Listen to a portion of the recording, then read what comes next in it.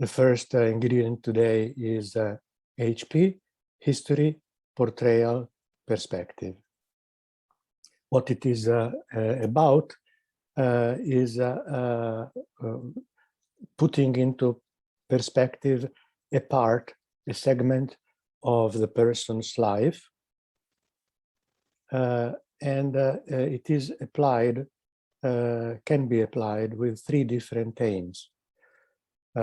First is a careful history taking.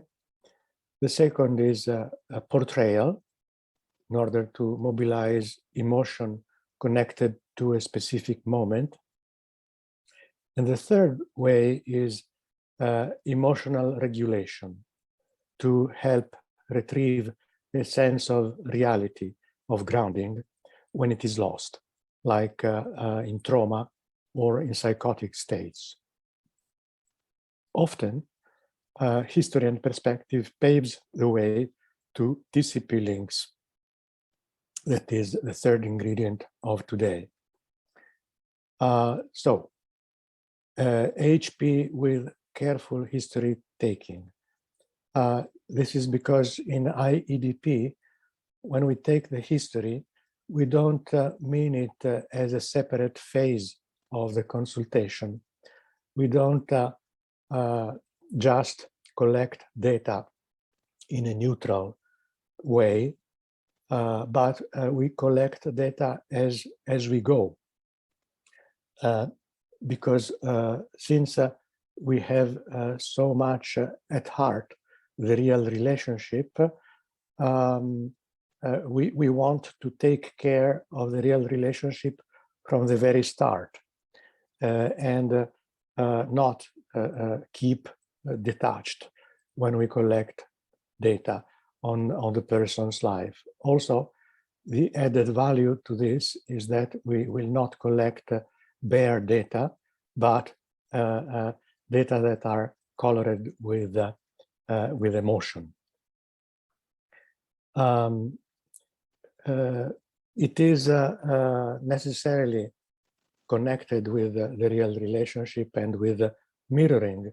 And when we do it this way, we are in a privileged position because we can also start to make sense of the patient's character, since character change is often at the core of IEDP.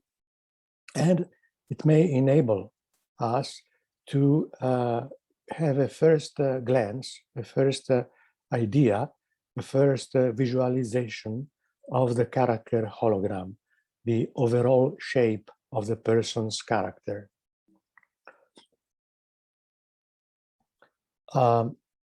Second type of HP is when we make a portrayal.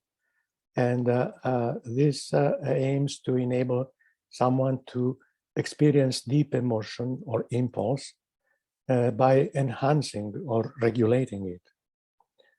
The way we do it is that we focus very carefully and patiently on a specific moment, on a specific incident, with a view to getting to its emotional content. And also then, of course, we attend to the patient's emotional experience.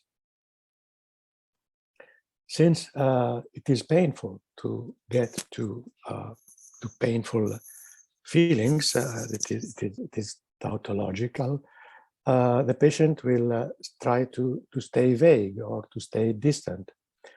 The therapist instead will want to add more and more details to the scene so as to make it emotionally ripe, that emotion is experienced in a way that is perceived by the patient to be truthful. So we need to take care of reconstructing the exact frame sequence. It is like in a slow motion within the incident. Who was present? Who said what? How was the room or the perceptive sensorial details? What was the patient's position? any other stimuli, smell, sound, colors. In this way, the patient's perception of the incident is reactualized and put into perspective. That means fully portrayed, and this paves the way to emotional experience. Why we do that and keep our attention focused on the incident, we are with the patient in that situation and in that frame of mind, and we will stay there.